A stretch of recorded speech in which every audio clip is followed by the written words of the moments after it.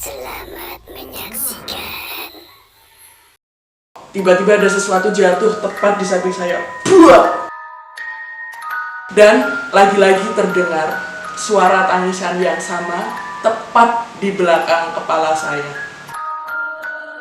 Semakin dekat langkah kaki itu, semakin dekat sampai tiba di depan tenda, namun tidak ada suara memanggil kita. Assalamualaikum warahmatullahi wabarakatuh. Salam Rahayu. Jumpa lagi dengan channel kesayangan kita, Pojok Wedangan, dengan saya Kipli pada segmen Kadang Bercerita. Pada segmen kali ini, kami akan mencoba membagikan cerita dari konco-konco wedangan di luar sana terkait kejadian-kejadian supranatural yang dialami. Jadi, apabila dari konco-konco wedangan di luar sana memiliki cerita-cerita menarik yang ingin dibagikan, silahkan bisa menghubungi kami melalui email di bawah ini. Atau konco-konco juga bisa meninggalkan komentar pada kolom komentar agar dapat kami hubungi atau kami konfirmasi lebih lanjut. Jadi dari video yang kami unggah sebelumnya, terdapat beberapa konco-konco wedangan di luar sana yang menginginkan untuk saya menceritakan kejadian yang sama terkait dengan perkemahan namun di daerah Klaten. Baik, saat ini akan saya coba bantu bagikan cerita tersebut. Langsung saja, untuk ceritanya terjadi di tahun 2014 dengan latar tempat di daerah Klaten dengan sekolahan yang masih sama. Dan saat itu juga saya juga sudah terdaftar sebagai alumni dan juga dimintai bantuan untuk membantu terlaksananya kegiatan perkemahan tersebut.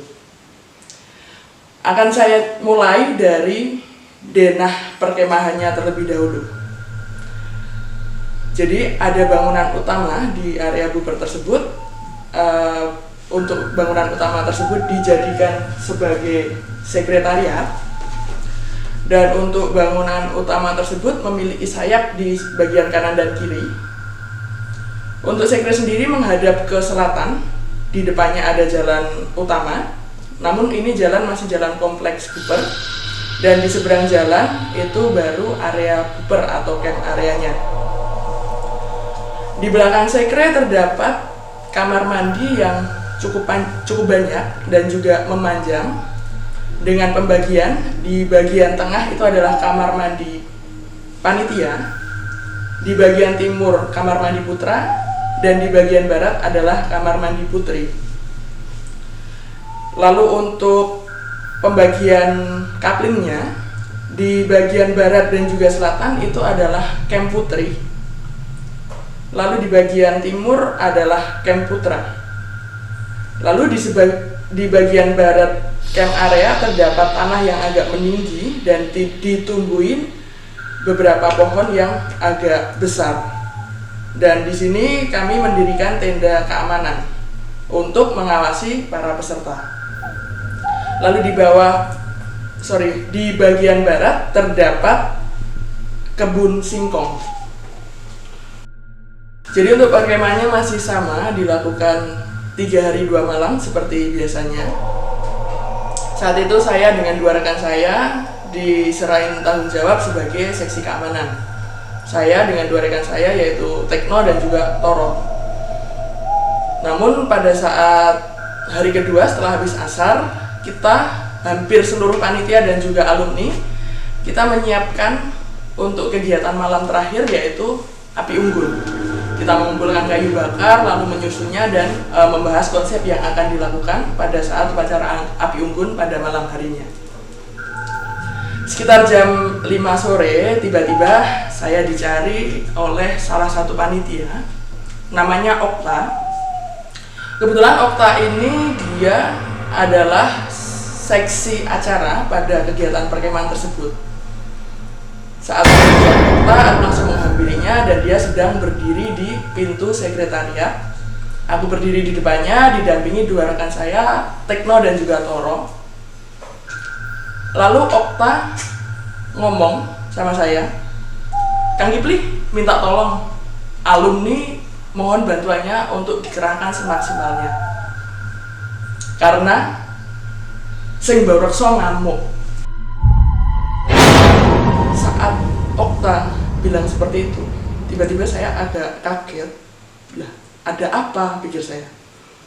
Lalu saat itu juga saya merasakan ada angin dingin yang menerpa bagian belakang saya, merembet sampai ke bagian pundak, dan saya merasakan kehadiran sosok berdiri di belakang saya dengan tubuh yang besar dan lebih tinggi. Saat itu saya tanya, memangnya kenapa? Ada apa? Kenapa penunggu di sini? Kenapa sing mbau reksa bisa seperti itu? Saya tanya seperti itu. Okta masih agak gelagapan ketika dia berdialog dengan saya, dia menatap saya. Lalu tiba-tiba dia membuang tatapannya ke belakang saya tapi di bagian atas. Setelah itu dia menatap saya lagi dan melirik lagi ke atas sampai kurang lebih 3 kali. Lalu dia bilang, "Kang, jangan dibahas di sini." Langsung kita masuk ke dalam sekretariat dan di situ ada Okta, saya dan beberapa alumni, juga beberapa panitia. Intinya pada saat itu Okta cuma bilang kalau si Mbau Rekso itu tidak terima karena ada peserta putri yang membuang pembalut di dalam kloset kamar mandi. Karena penyebabnya sudah diketahui dengan jelas, jadi saat itu saya hanya memberikan saran. Jika memang ada yang tidak sengaja membuang pembalut di dalam kloset, ya kita bersihkan saja. Saat itu aku pikir sesimpel itu bakal selesai. Saran saya diterima oleh Okta dan juga dengan beberapa panitia. Akhirnya kita bubar. Lalu untuk panitia melanjutkan diskusi dan saya kembali ke camp area bergabung dengan teman-teman yang sedang menyiapkan api unggun.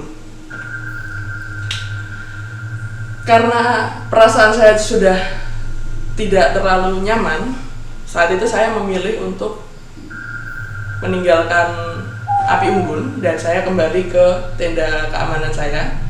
Lalu saya bersembunyi di balik tenda di bawah pohon. Saya menyalakan sebatang rokok dan masih dengan pikiran bagaimana dengan kelanjutan, kenapa bisa terjadi seperti ini, dan masih dengan harapan juga semoga tidak terjadi hal yang aneh-aneh seperti itu. Pada saat saya sedang merokok itu, saya juga mendengar ada pengumuman dari sekretariat yang meminta para peserta itu untuk berkumpul. Saat itu aku cuma ngira, mungkin mereka cuma diminta berkumpul untuk menginformasikan kegiatan-kegiatan selanjutnya. Dan pada saat saya masih asik-asiknya ngerokok, tiba-tiba ada sesuatu jatuh tepat di samping saya. Saya toleh dan itu ternyata seekor ular. Masih belum sempat saya bereaksi, ular itu langsung lari dengan cepatnya. Untuk penggambaran saja, ularnya berwarna hitam pekat dan untuk ukurannya mungkin sebesar pipa air yang biasa digunakan untuk keran itu, dan untuk panjang kurang lebih sekitar 1 meteran. Dari sepintas yang aku lihat itu ularnya koros, jenis ular koros. Namun memang saya juga tidak terlalu melihat secara detail bentuk ular tersebut. Pada saat ular itu lari menjauh dari saya, tiba-tiba terdengar suara jeritan atau suara teriakan dari arah toilet peserta putri. Saya pun langsung mematikan rokok saya dan bergegas menghampiri sumber suara tersebut. Setibanya saya di area toilet putri, saya sudah melihat beberapa anak terkapar. Di antaranya ada yang menangis dan yang lainnya ada yang teriak-teriak. Saya pun langsung menanyakan hal tersebut kepada panitia yang ada di situ. Ada apa? Lalu dijawab bahwasanya mereka tiba-tiba teriak saat mereka membersihkan kamar mandi. Saya pun kaget, karena pikiran saya yang akan membersihkan toilet itu adalah teman-teman dari panitia. Namun pada saat peserta dikumpulkan, ternyata mereka diminta untuk membersihkan toilet dan juga kloset yang ada di area tersebut. Lalu saya mencari Okta, karena saat itu yang saya informasi atau saya kasih saran adalah Okta. Aku tanya ke Okta, ini kenapa anak-anak atau peserta yang membersihkan toilet? Harusnya panitia aja. Anak-anak atau peserta itu biar berkegiatan. Okta pun terlihat agak panik juga saat itu. Terus selanjutnya, ya sudah, karena ini juga sudah terjadi, kita cari solusi terbaiknya aja. Lalu beberapa anak yang sudah terkapar dan menangis sambil teriak-teriak tadi dibawa ke pos kesehatan dan peserta sisanya dibubarkan untuk kembali ke bumi perkemahan untuk melanjutkan kegiatan selanjutnya. Kembali ke tenda masing-masing untuk melaksanakan ibadah sholat maghrib, dilanjut dengan istirahat sampai dengan isya. Dan setelah isya, rencananya kita akan menyelenggarakan upacara api unggun. Lalu untuk beberapa anak yang sempat terkapar dan juga berteriak tadi, dibawa pos kesehatan dan ditangani beberapa teman panitia yang mungkin bisa menangani hal-hal tersebut. Sedangkan saya sendiri, saya memilih untuk meninggalkan tempat itu karena memang saya juga tidak terlalu paham dengan hal-hal begituan. Saya kembali ke tenda keamanan bersama Tekno dan juga Toro untuk menyarankan agar para peserta segera menunaikan ibadah sholat maghrib. Menjelang isya, tiba-tiba hujan deras turun dan saat itu tentu saja kita agak panik karena upacara api unggun kemungkinan akan ditiadakan jika hujan tidak berhenti tepat pada waktu. Dan benar saja, sampai waktu habis isya pun hujan masih turun dengan derasnya. Ditambah dengan area camp yang agak rendah, sampailah air itu menggenang di area lapangan. Dan tenda-tenda peserta pun tergenang air, termasuk juga kayu bakar yang sudah kami siapkan. Saya sempat mengunjungi barak bagian barat yang digunakan untuk peserta berteduh. Di sana untuk seluruh peserta putri itu memang bisa masuk, namun mereka hanya dapat duduk, itu pun harus berdempetan dengan peserta yang lain. Area barak tersebut memang cukup longgar dan juga cukup tinggi. Namun yang saya rasakan saat itu adalah tempat-tempat seperti di tempat-tempat yang penuh sesak dengan orang, sehingga saya pun akhirnya memilih untuk meninggalkan tempat tersebut karena saya sendiri juga sudah tidak terlalu nyaman berada di sana. Saya memutuskan untuk melakukan kegiatan lain yang mungkin bisa membantu meringankan permasalahan yang ada. Akhirnya saya memutuskan untuk kembali ke camp area dan melihat keadaan yang ada di sana. Saat itu hujan sudah tidak terlalu deras dan tinggal rintik-rintik air hujan. Lalu kondisi camp area sudah tergenang dengan air. Saya berinisiatif untuk menggali parit agar kondisi camp area sedikit surut. Karena ada beberapa peserta yang membawa cangkul mini atau cangkul kecil itu, akhirnya saya ambil di tenda peserta tersebut dan saya melihat bahwasanya untuk area yang cukup rendah itu berada di bawah pohon kedondong. Saya pun menggali parit di bawah pohon kedondong tersebut dengan cangkul mini itu, sehingga kondisi tubuh saya itu sedikit membungkuk. Saat itu saya sadar bahwa di area camp tersebut hanya ada saya sendiri dan tidak ada orang lain. Karena peserta putra sudah mengungsi di area masjid atau musola dan peserta putri mengungsi di barak-barak di area sekretariat tersebut.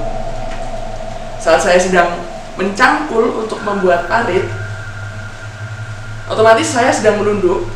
Tiba-tiba terdengar suara tangisan tepat di belakang kepala saya. Tangisan seorang wanita yang terdengar cukup sendu. Saya pun kaget dan saya coba berdiri tegak untuk mencari sumber suara tangisan tersebut. Namun ketika saya melihat ke sekeliling, saat itu tidak ada satu orang pun yang berada di sana. Saya masih berpikir logis, mungkin saya cuma berhalusinasi. Akhirnya saya melanjutkan menggali kembali dengan posisi membungkuk dan lagi-lagi terdengar suara tangisan yang sama tepat di belakang kepala saya.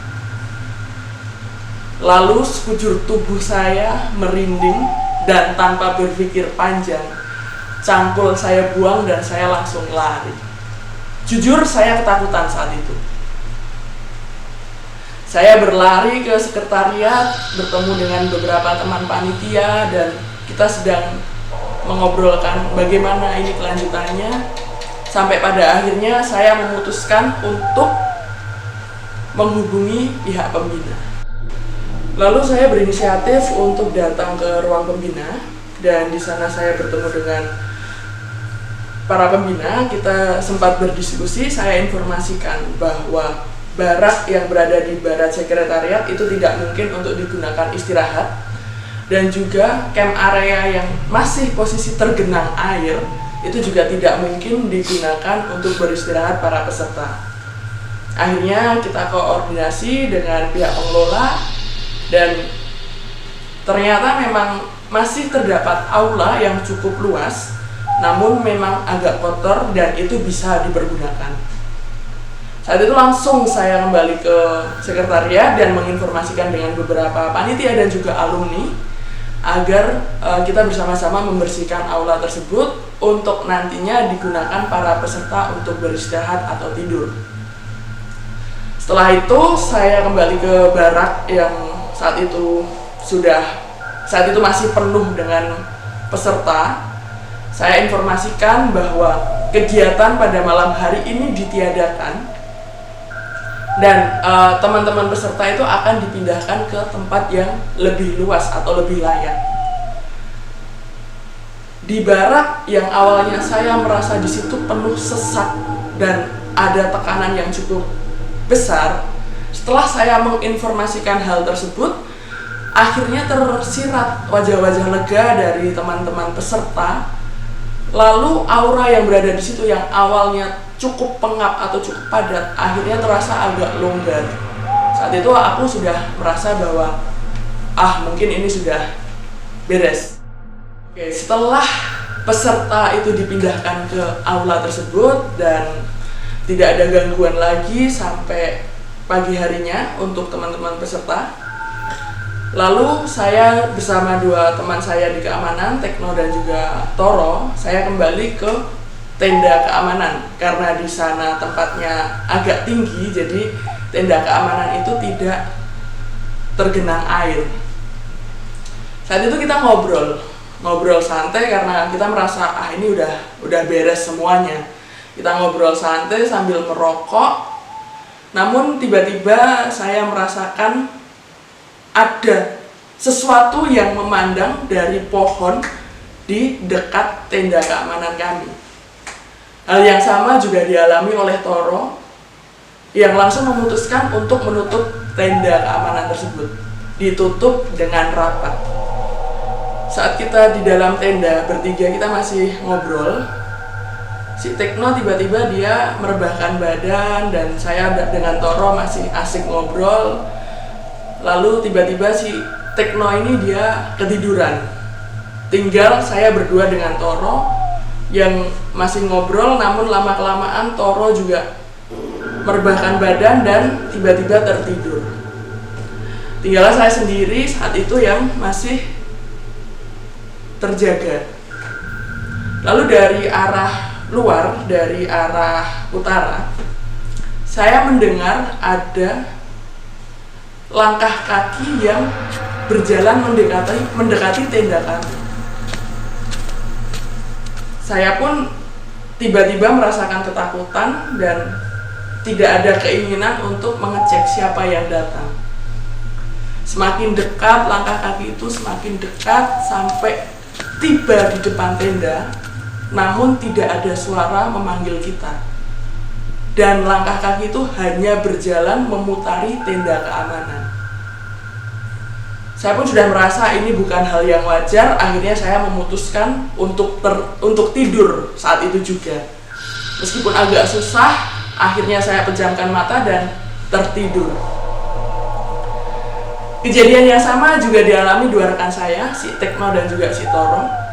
Karena tidak berselang lama saya tidur, si Tekno ini terbangun.